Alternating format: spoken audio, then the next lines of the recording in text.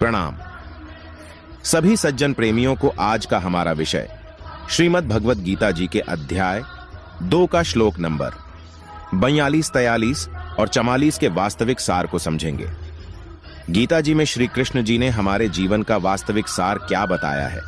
अगर विवेक से समझ लिया तो आपको अपने जीवन काल में कोई झूठा गुरु भ्रमित नहीं कर पाएगा।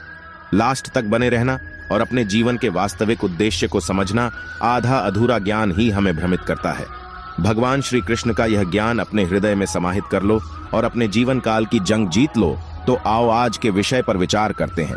यामिमा पुष्पिता वाचम प्रवदन्त विपश्चितः वेदवादरताः पार्थ नान्यदस्तीति वादिनः कामात्मानः स्वर्गपरा जन्म कर्म फल प्रदाम क्रिया विशेष बहुला भोगैश्वर्य गतिम प्रति है प्रथानंदन। जो कामनाओं में तन्मय हो रहे हैं, स्वर्ग को ही श्रेष्ठ मानने वाले हैं, वेदों में कहे हुए सकाम कर्मों में प्रीति रखने वाले हैं, भोगों के सिवा और कुछ है ही नहीं, ऐसा कहने वाले वह अविवेकी मनुष्य इस प्रकार की जिस पुष्पित दिखाओ शोभा युक्त वाणी को कहाँ करते हैं, जो कि जन्म रूपी कर्म फल को देने वाले तथा भोग और ऐश्वर्य की प्राप्ति के लिए बहुत सी क्रियाओं का वर्णन करने वाली है। सभी सज्जन प्रेमी ध्यान से सुने। अब इसका पूरा भावार्थ सुनते हैं।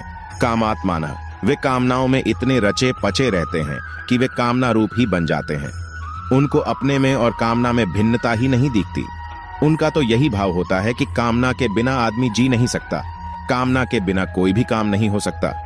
कामना के बिना आदमी पत्थर की तरह जड़ हो जाता है, उसको चेतना भी नहीं रहती। ऐसे भाव वाले पुरुष कामात्मान हैं। स्वयं तो नित्य निरंतर ज्यों का त्यों रहता है, उसमें कभी घट बढ़ नहीं होती, पर कामना आती जाती रहती है और घटती बढ़ती है। स्वयं परमात्मा का अंश है और कामना संसार के अंश को लेकर है। अतः स्वयं और कामना ये दोनों सर्वथा अलग अलग हैं। परंतु कामना में रचे पचे लोगों को अपने स्वरूप का अलग भान ही नहीं होता। स्वर्ग परा, स्वर्ग में बढ़िया से बढ़िया दिव्य भोग मिलते हैं, इसलिए उनके लक्ष्य में स्वर्ग ही सर्वश्रेष्ठ होता है और वे उसकी प्राप्ति में ही रात दिन लगे रहते हैं। यहाँ स्वर्ग परा पद से उन मनुष्यों की बात कही गई है जो वेदों में शास्त्रों में वर्णित स्वर्गादि लोकों में आस्था रखने वाले हैं। वेदवादरता पार्थ नान्यदस्तीति वादिनः, वे वेदों में कहे हुए सकाम कर्मों में प्रीति रखने वाले हैं।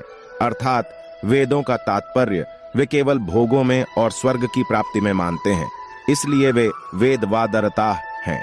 उनकी मान्यता में यहाँ के और स्वर्ग के भोगों के सिवाय और कुछ है ही नहीं। अर्थात उनकी दृष्टि में भोगों के सिवाय परमात्मा, तत्वज्ञान, मुक्ति, भगवत प्रेम आदि कोई चीज है ही नहीं। अतः वे भोगों में ही रचे पचे रहते हैं। भोग भोगना उनका मुख्य लक्ष्य रहता है। यामिमा पुष्पिता वाचम प्रवदन्त्य विपश्चितः, जिनमें सत असत, नित्य अनित्य, अविनाशी विनाशी का विवेक नहीं है। ऐसे अविवेकी मनुष्य वेदों की जिस वाणी में संसार और भोगों का वर्णन है, उस पुष्पित वाणी को कहा करते हैं। यहाँ पुष्पिताम कहने का तात्पर्य है कि भोग और ऐश्वर्य की प्राप्ति का वर्णन करने वाली वाणी केवल फूल पत्ती ही है, फल नहीं है। तृप्ति फल से ही होती है, फूल पत्ती की शोभा से नहीं। वह वाणी स्थायी फल देने वाली नहीं है। उस वाणी का जो फल स्वर्ग आदि का भोग है, वह केवल देखने में ही सुंदर दिखता है, उसमें स्थायीपना नहीं है।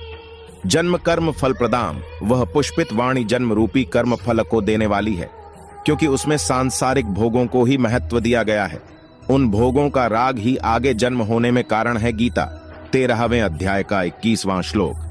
क्रिया विशेष बहुला भोगैश्वर्य गति प्रति वह पुष्पित, अर्थात दिखाओ शोभायुक्त वाणी भोग और ऐश्वर्य की प्राप्ति के लिए जिन सकाम अनुष्ठानों का वर्णन करती है, उनमें क्रियाओं की बहुलता रहती है।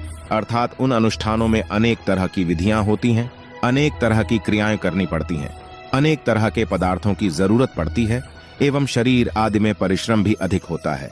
गीता 18वें अध्याय का 24वां श्लोक अब सुनते हैं। अध्याय 2 का श्लोक नंबर 44। भोगैश्वर्य प्रसक्ताना तया पहरित चेत साम व्यवसायत्मिका बुद्धि समाधो न विधीयते, उस पुष्पित वाणी से जिसका अंत करण हर लिया गया है, अर्थात भोगों की तरफ खींच गया है, और जो भोग तथा ऐश्वर्य में अत्यंत आसक्त हैं, उन मनुष्यों की परमात्मा में एक निश्चय वाली बुद्धि नहीं होती। अब सुने इसका पूरा भावार्थ। तया पहरित चेत साम, पूर्व श्लोकों में जिस पुष्पित वाणी का वर्णन किया गया है, उस वाणी से जिनका चित्त अपहरित हो गया है, अर्थात स्वर्ग में बड़ा भारी सुख है, दिव्य नंदनवन है, अप्सराएं हैं, अमृत है, ऐसी वाणी से जिनका चित्त उन भोगों की तरफ खींच गया है। भोगैश्वर्य प्रसक्ता नाम, शब्द, स्पर्श, रूप, रस और गंध, ये 5 विषय, शरीर का आराम, मान और नाम की बड़ाई, इनके द्वारा सुख लेने का नाम भोग है।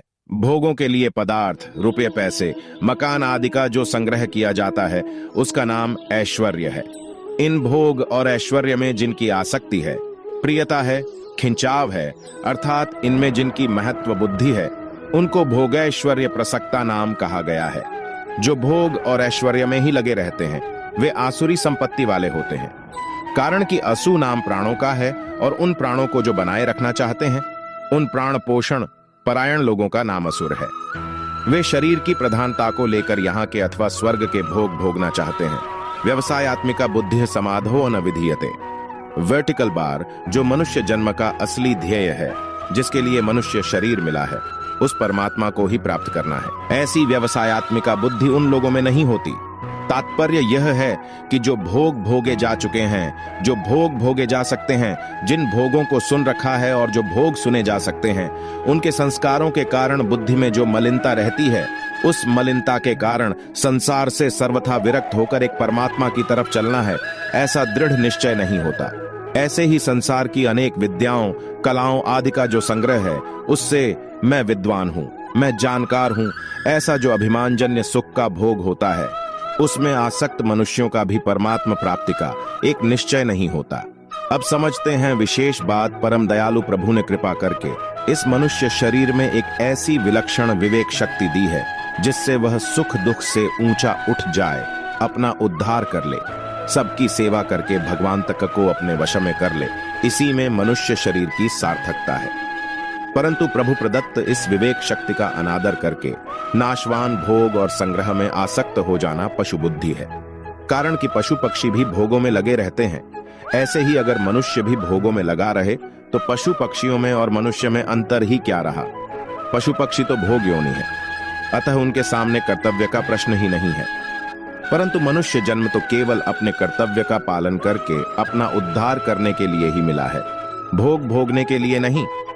इसलिए मनुष्य के सामने जो कुछ अनुकूल प्रतिकूल परिस्थिति आती है वह सब साधन सामग्री है, भोग सामग्री नहीं। जो उसको भोग सामग्री मान लेते हैं उनकी परमात्मा में व्यवसायत्मिका बुद्धि नहीं होती।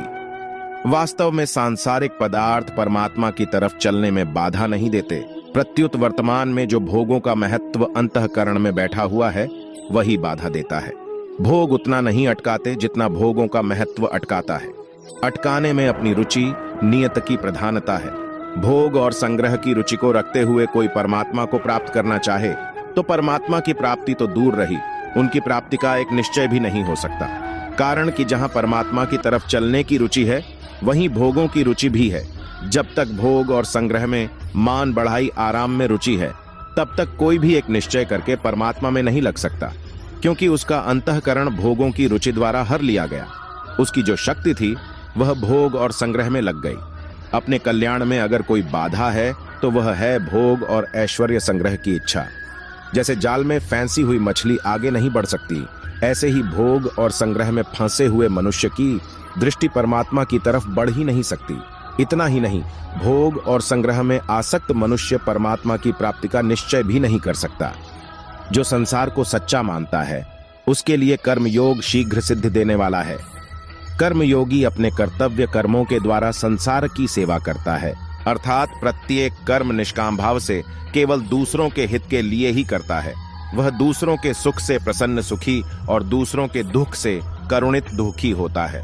दूसरों को सुखी देखकर प्रसन्न होने से उसमें भोग की इच्छा नहीं रहती और दूसरों को दुखी देखकर करुणित होने से उसमें संग्रह की इच्छा नहीं रहती। तो आशा करता हूं आज का विषय आप सभी सज्जन प्रेमियों को कैसा लगा, कमेंट बॉक्स में अपनी राय जरूर लिखें। ऐसे ही ज्ञान से भरे हुए और भी विषय समय समय पर हम आप सभी तक पहुंचाते रहेंगे। तो अब आपका दोस्त इजाजत चाहेगा। तब तक के लिए जय श्री कृष्ण।